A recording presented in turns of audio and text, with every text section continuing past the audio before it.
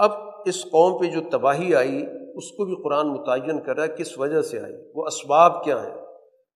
اور وہ اسباب جہاں پر بھی ہوں گے نتیجہ ایک ہی نکلے گا، اس کا تعلق کسی خاص قوم سے نہیں ہے۔ سب سے پہلے قرآن نے ذکر کیا جحدوا بآیات ربہم، اللہ کی آیات کا ڈٹائی کے ساتھ جانتے بوجھتے صحیح سمجھتے ہوئے انکار کر دیں،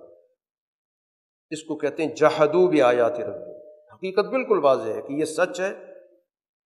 لیکن چونکہ مفاد کے خلاف ہے اس لیے ان کا انکار کر دیں۔ دوسرا جرم قرآن نے ذکر کیا عصوا رسولہ، اپنے رسولوں کی نافرمانی کرنا، بات نہیں ماننی۔ تیسرا جرم قرآن نے ذکر کیا واتبعوا امر کل جبار عنید، کہ جو بھی جرائم پیشہ لوگ ہیں، سرکش ہیں، مخالف ہیں، ان کی بات ماننی، نبی کی بات نہیں ماننی، اس کے مقابلے پر ان ظالم سرداروں حکمرانوں جو سرکش ہیں، حقائق کا انکار کرتے ہیں، ڈٹائی پر اترے ہوئے، ان کی بات ماننی۔ تو جو قوم بھی ایسی قیادت کے پیچھے چلے گی تو وہ تباہی کی طرف ہی جائے گی۔ تو یہ صرف قوم عاد کی تباہی نہیں ہے، بلکہ ہر دور میں جو معاشرہ بھی تباہ ہوا اپنی ایسی قیادت کی وجہ سے ہوا، کہ جہاں پر ڈھیٹ قسم کے معاشرے کے اندر وسائل پر قابض، جن کو قرآن نے کہا جبار، جبر کرنے والے، ظلم کرنے والے، انا دشمنی ان کے دلوں کے اندر موجود ہے۔ تو جب ایسی قیادت ہوگی تو وہ اپنے پیچھے ساری قوم کو بھی تباہ کرے گی۔ اسی طرح قوم سمود کے اندر بھی، ان کے واقعے کے اندر بھی قرآن نے وہی دو باتیں کی، استغفروا ربکم ثم توبوا، اجتماعی طور پر اپنے معاشرے کو بدلنا اور پھر صحیح راستے کا انتخاب کرنا، اجتماعی گناہوں کے نظام سے نکلنا اور اجتماعی طور پر اللہ تعالیٰ کی طرف رجوع کرنے کا عملی نظام قائم کرنا۔ یہ قوم سمود کو صالح علیہ السلام کہہ رہے ہیں۔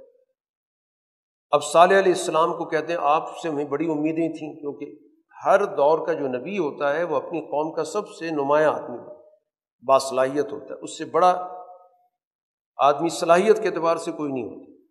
تو ہمیں تو آپ سے بڑی توقع تھی، آپ ہمارے اس غلط نظام کو، فرسودہ نظام کو، کفر شرک کے نظام کو لے کر چلیں گے۔ اس پر صالح علیہ السلام نے کہا کہ میرے سامنے تو اللہ کی طرف سے واضح نشانی موجود ہے، میں اس کو چھوڑ کر تمہارے پیچھے چلوں گا؟ اگر میں اللہ کی نافرمانی کروں گا تو کون میری مدد کو پہنچے گا؟ تو میں حقائق چھوڑ کر، سچائی کو چھوڑ کر، دلائل کو چھوڑ کر میں تمہاری بات کے ساتھ کیسے اتفاق کر سکتا ہوں؟ ان پر بھی تباہی آئی، رسوائی ان کو دیکھنی پڑی۔ اسی طرح قوم لوط کا قرآن حکیم نے ذکر کیا، ان پہ برا وقت آیا۔ قوم شعیب کا قرآن نے ذکر کیا،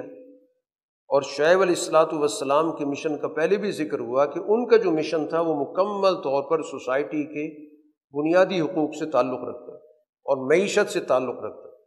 کہ معیشت کے نظام کو عدل پہ استوار کیا جائے، ناپ تول کے نظام کو درست کیا جائے۔ اب جو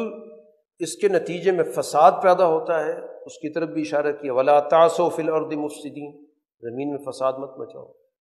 تو زمین میں سب سے بڑا فساد معیشت کے عدم توازن سے پیدا ہو،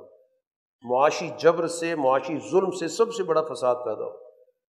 اسی کے نتیجے میں معاشرے کے اندر جرائم پیدا ہوتے ہیں، چوریاں ہوتی ہیں، چکاریاں ہوتی ہیں، ڈکیتیاں ہوتی ہیں، رشوت ستانی ہوتی ہے۔ جتنا بھی معاشرے کے اندر جرائم ہے، ان جرائم کے اساس ایک فاسد معاشی نظام ہوتا ہے۔ جتنے بھی آپ کو معاشرے کے اندر جرائم نظر آئیں گے ان کا آپ کو 90% حصہ معیشت سے جڑا ہوا نظر آئے گا۔ اگر کوئی شخص قتل ہو رہا ہے اس کے پیچھے بھی آپ کو بہت بڑی وجہ معیشت کی بھی نظر آئے گی، دیگر وجوہات بھی ہوں گے جن کو معاشرتی کہتے ہیں۔ اس کے علاوہ جتنا بھی معاشرے کے اندر آپ کو تو گویا اس لیے شعیب علیہ السلام کہہ رہے ہیں لا تعثوا فی الارض مفسدین، زمین کے اندر فساد مچاتے مت پھرو۔ اب یہاں پر جو تبصرہ انہوں نے کیا ہے ان کی قوم کے لوگوں نے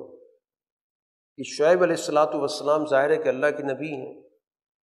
اور اللہ کی عبادت کرتے ہیں، نماز ادا کرتے ہیں، اور ساتھ ہی ان کو تنبیہ کر رہے ہیں ان کے معاشی خرابیوں پر۔ تو ان کا جملہ کیا ہے کہ یا شعیب اصلاتک تأمرک، اے شعیب یہ جو آپ کی نماز ہے کیا یہ آپ کو کہتی ہے کہ آپ ہماری فکر پہ تنقید کریں کہ ہم غیر اللہ کی عبادت کرتے ہیں اور ہم اپنے مال میں منمانی چھوڑ دیں؟ یعنی وہ بھی سمجھ رہے ہیں کہ ایک صحیح نماز کیا ہوتی ہے، جو انسان کی فکر کو بھی درست کرتی ہے اور اس کی معاشی فکر کو بھی درست کرتی ہے، عقیدہ بھی درست کرتی ہے اور معاشی سوچ بھی درست کرتی ہے۔ جس نماز سے انسان کا عقیدہ، اس کی اندر کی فکر درست نہ ہو، یا جس نماز کے ذریعے انسان کے اندر ایک صحیح معاشی عدل کی پیدا نہ ہو، تو اس کا مطلب یہ ہے کہ وہ نماز محض نمائشی نماز۔ یہاں پر وہ قوم سمجھ رہی ہے کہ شعیب علیہ الصلاۃ والسلام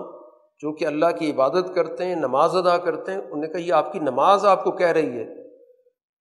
کہ ہم اللہ کے علاوہ باقی چیزوں کی بندگی چھوڑ دیں۔ آپ کی نماز آپ کو کہتی ہے کہ ہم اپنے مال میں جو منمانی کرتے ہیں، جو لوٹ مار ہم نے مچا رکھی، یہ بند کر دیں۔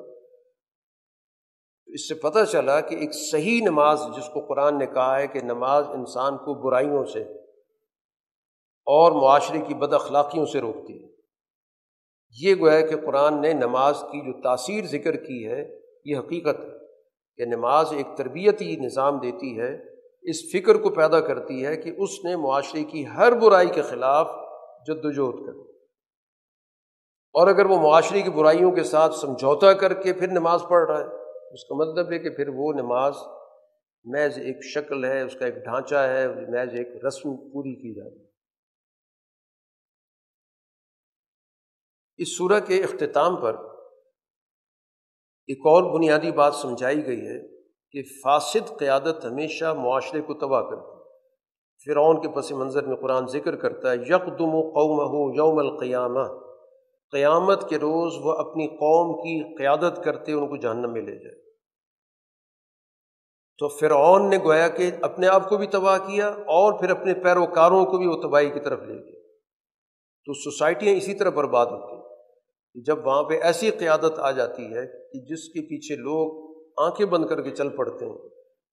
یہ نہیں دیکھتے کہ یہ قیادت تباہی کی قیادت ہے یا یہ قیادت ہماری نجات اور حفاظت کی قیادت ہے۔ تو جیسے فرعون اپنی قوم کو جہنم میں لے کے جائے گا، تو ہر دور کے اندر جو فاسد قیادت ہوگی وہ اسی طرح اپنے پیروکاروں کو اپنے ساتھ جہنم میں لے کے جائے گی۔ اسی کے ساتھ پھر قرآن حکیم نے کچھ ہدایات دی ہیں کہ یہ جو محکم اصول جن کا قرآن ذکر کر رہا ہے اور جن کو تاریخی تناظر میں بھی قرآن نے پیش کیا ہے، اب عملی طور پر کیا کیا کام کرنے کے ہیں جن کو قرآن یہاں پہ ہمیں حکم دے رہا ہے۔ سب سے پہلی بات تو قرآن حکیم نے یہ بتائی کہ انسانی اعمال کا پورا اجر اگر اچھے اعمال ہیں، اور اسی طرح اگر برے اعمال ہیں تو ان کے جتنے بھی برے نتائج ہیں وہ اللہ تعالیٰ نے اعمال کے ساتھ مقرر کر دیا۔ جیسے عمل کرو گے اس کا ایک نتیجہ اللہ نے طے کر دیا کہ ضرور دینا۔ اچھے نتائج ہیں تو اس بات کی دلیل ہے کہ تمہارا اچھا کردار ہے، برے نتائج ہیں دلیل ہے کہ تمہارا کردار برا ہے۔ یہ نہیں ہو سکتا کہ برے اعمال کر کے اچھے نتائج حاصل کرنا، یہ اللہ کے بنیادی محکم اصول کے خلاف کہ جو بو گے وہی کاٹنا ہے، ایک اصولی بات ہے، ہر آدمی کو سمجھ میں آتی ہے، عقل کی بات ہے۔